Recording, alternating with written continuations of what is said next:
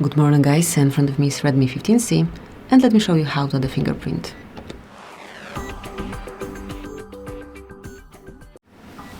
So at first open the settings, then find and select fingerprints, face data and screen lock, and here mark a fingerprint unlock.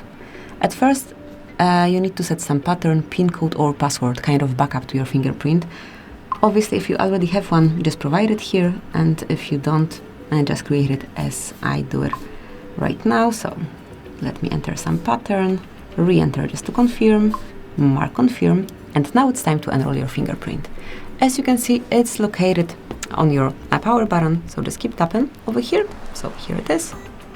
Keep tapping till it's fully added. You'll be informed on your home screen. Lift your finger up to place it on the sensor.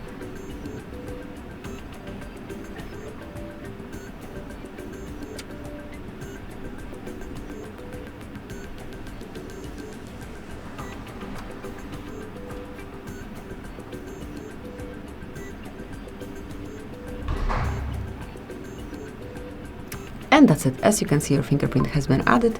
From now on, you can unlock your device with this fingerprint only. Obviously, you can also use this backup pattern.